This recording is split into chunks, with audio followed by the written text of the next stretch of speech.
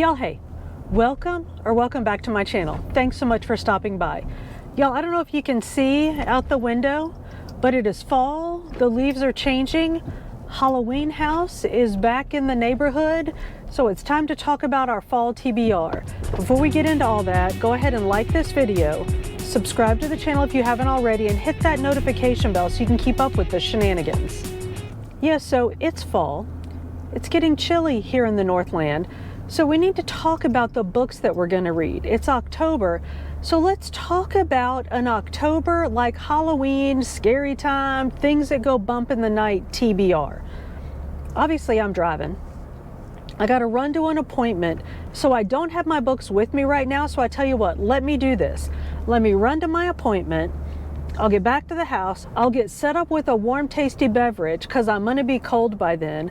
I'll get my books all sorted. I'll get the furry felons all ready, and we'll talk about what books we're going to read this month. All right, y'all? So y'all chill out. Let me get this done. Let me get back to the house, and I'll meet you there.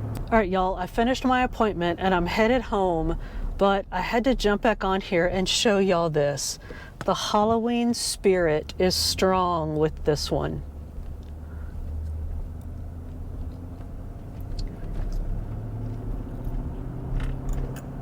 You gotta love Halloween in a small town. All right, y'all, we're home. I got me a tasty beverage. Sweet Alice and I are... Did I tell y'all about Sweet Alice? I just grabbed myself, sorry. I should edit that out. So Sweet Alice, this is Sweet Alice, is a creation of my friend Grimskull. He is a graphic artist, and he has a store. I will link it here. No, you know what I'll do? I might link it here if I can figure out how, but I'll drop it in the chat, not in the chat, I'll drop it in the description so that you can go find his stuff. Y'all, this is like professional artistry here. This is not a dude with a Cricut and a hot press making t-shirts. Here's how I know. Because I'm a dude with a Cricut and a hot press that makes t-shirts. This is an actual, like, legit design. Can y'all see her? She is absolutely gorgeous. And there's movement in the design. Anyway, I'm not going to keep going on and on about Sweet Alice, but I love her. She's my favorite. She's going to talk about books with us. And go check out, like I said, I'll drop it in the description. Go check out Grimskull's stuff. He is a graphic artist. He is a content creator, and he's my friend. So go give his stuff a look. Now let's talk about books. Of course, the felons are here. They've already gotten in trouble like 4 times. So they might or might not wander over whilst we're talking books. So let's get into this. We need to get into our October TBR because it's halfway through October, so I need to get Ari. So I've kind of organized them in some kind of way, but you know that I'm going to end up jumping around and talking about I don't even know what. And half of these books I don't really even know a whole lot about anyway, so let's just jump straight in and start with Then She Was Gone. I have a stack of Then They Were Gone books. I don't know why. I don't know if this is like a current trend or if it's just something I got a hold of, but I've become somewhat obsessed with these, like somebody disappears, some stuff happens, then they were gone, and somebody has to figure something out or do something. So then she was gone, little girl disappears, and of course her mama is broken over it. Then 10 years later, fast forward 10 years, which I don't really know, but I don't know if the book picks up 10 years after the little girl's gone. I don't know what happens, but anyway, 10 years later, mama meets a man, and he has maybe a couple of little girls, and one of them is maybe the age of her disappeared daughter, and this girl is like strikingly similar to the Then She Was Gone girl, the disappeared girl. So I don't know if it's just like, oh, your little girl's a whole lot like my little girl would have been, or your little girl seems a whole lot like my little girl, like maybe it's the same little girl, I don't know. But she was there and then she was gone, and now 10 years later we're dealing with the Then She Was Goneness. So that's this, y'all. Look how pretty it is. So we got that. All the Dangerous Things. This was a book of the month in a book club that I don't belong to. I know. So this one, hang on, I gotta look and make sure. Yes. So this one, I believe, is another Then It Was Gone, but the main character's son, I don't know their name because I haven't read it yet, but the main character's son disappears and she can't sleep. Like, he has disappeared. Like, he's gone. I don't know if we know about the disappearance. Like, I don't know if we go with her through the disappearance. I don't know. But the point is, she can't sleep. She has insomnia, hasn't slept in years, like, has cat naps. So we deal with the psychosis that comes along with that, with her. And then y'all know I gotta look at the cover of this book. Although books of the month books, I've found generally don't have good covers underneath the like paper cover, but let's just see whilst I'm talking to you. So she's dealing with that like psychosis. I mean, it's pretty, but it's not a whole lot of nothing.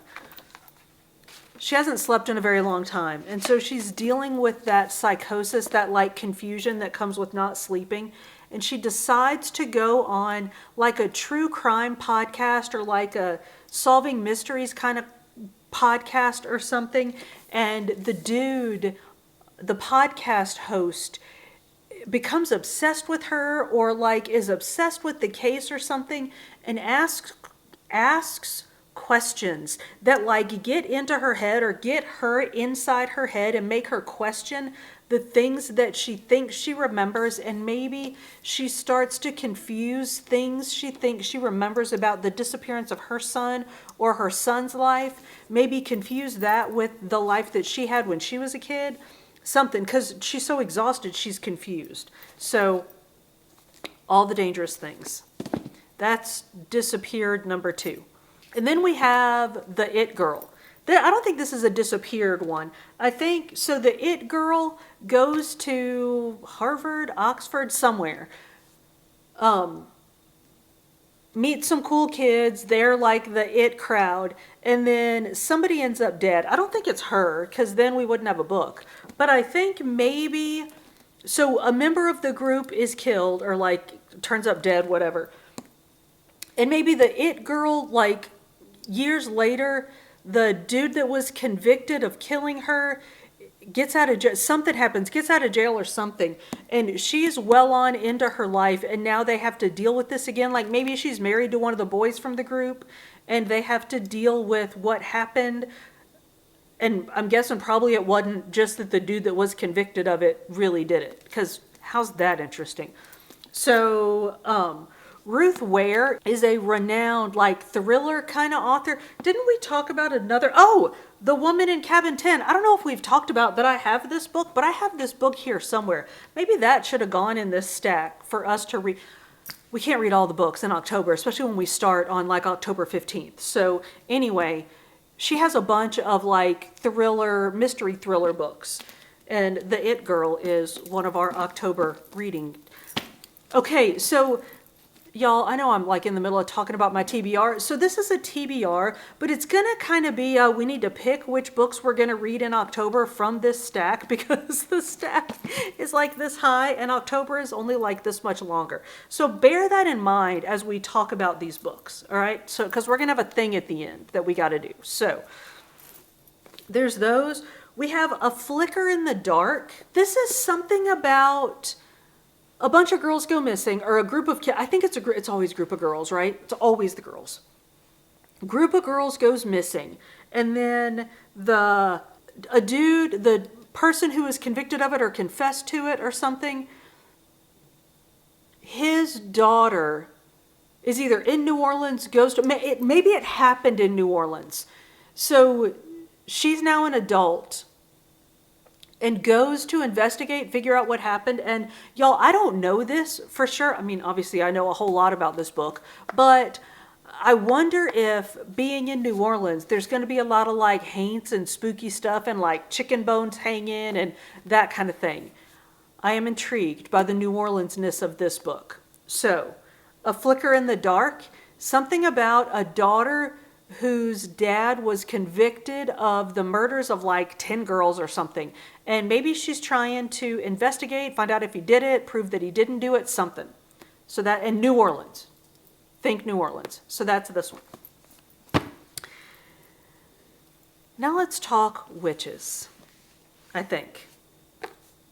Hex Hall, we talked about this when I hauled it, because remember, this is the one that we figured out was autographed, and it says, be hexcellent, which I thought, I know it's totally stupid, but I was so excited by it. But anyway, Rachel Hawkins wrote The Villa, which I loved. I will link that here. I loved that book so much. I vlogged it.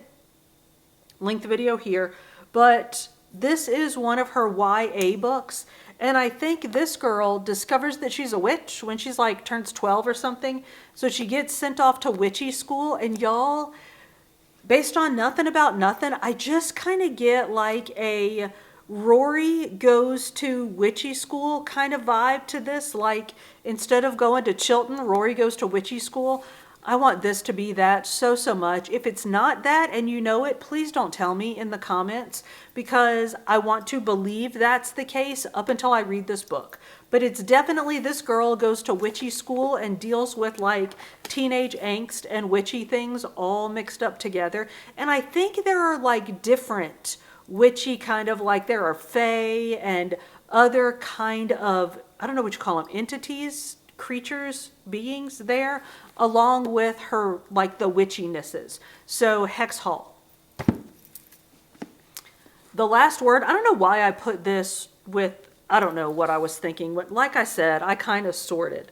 This one is about a woman who goes and is house sitting on this isolated, like deserted island kind of place, and her only contact on the island, I think there's like a neighbor on the island, like a distant neighbor, and she has some kind of like text contact with the owner of the cabin or the house or whatever it is that she's house sitting, and she reads a book or something and leaves a 1-star review, and she gets in this text feud with the author of the book after she leaves the 1-star review, and then things start happening on this like isolated, I think it's a deserted island.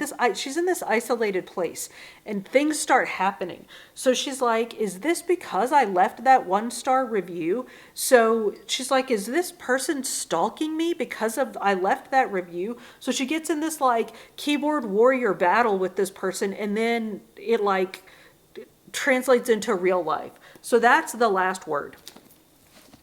And y'all, I mean, not that you can't go back and like resort these in your head after you watch the whole thing, but bear that in mind.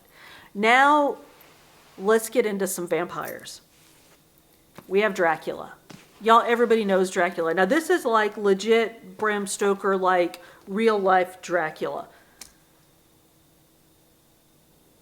I read this. I haven't read this in a long time. I taught it I've been here 13 years, and I taught it when I lived in Georgia. So it's been at least 14 years since I've read this book.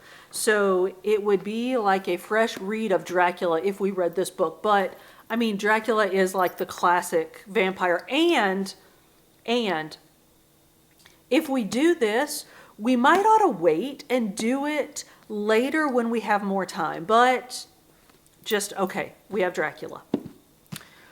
We recently talked about Vampires of El Norte. So this was one of the books that the intern picked for me for my birthday.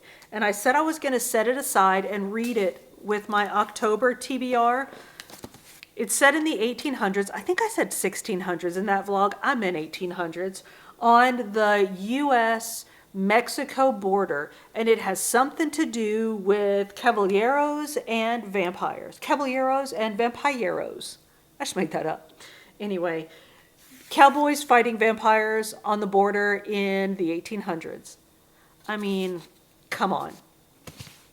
Then we have this, y'all. I don't know if this is focusing, but can you see his yummy self? If not, I will drop in a better picture of this book, because the only reason that I bought this book is because of his yummy self. I don't know a thing in the world about it. I realized once I ordered it that it has actual pictures inside. It said that did it call itself a graphic novel? It's not a graphic novel, and I'm not even all that excited by the pictures. Like, they're a little like this, but whatever. So it's a picture, it's something about vampires battling humans, or like vampire kind and humankind, and this yummy being. So Empire of the Vampire. I think this is number 1 of like 5 or something. It's definitely the first. I looked to make sure it wasn't book like number 13, because remember that? I know. So, Empire of the Vampire. I do keep looking at... Y'all, sometimes I stop and actually like look at a book cover and like sound it out, because sometimes I look at a book cover and I think I'm reading it and I don't really read it, and I say what I think it says and I say the wrong thing. So sometimes I just have to let Hooked on Phonics work for me. Okay. Y'all, please don't make me read this book right now. But if you say I have to, but if you say so, then we will. Home Before Dark. Here's what I think I understand about this book. If you've read or you know the book, The Haunting of Hill House, if you know that story, this will ring similar. So this house, there is a haunted house where a family lived. One, like in the middle of the night, they just up and like hauled out of that house because of things that were going on there. And then I think it's the son from that incident wrote a book about it. Well, now he must have died. We're going to call him the dad, and you'll see why in a minute. He must have died. The dad must have died because now our main character, our protagonist, get me using my teaching literature words, our protagonist has inherited this house, and she's a home restorer. See where this is going? I don't know if she's read her dad's book, but she doesn't believe it. Doesn't believe in the haunting, doesn't believe in the ghosties, doesn't believe nothing about nothing. Doesn't believe Sweet Alice is going to be there to haunt her dreams, nothing. So she's going to restore the house.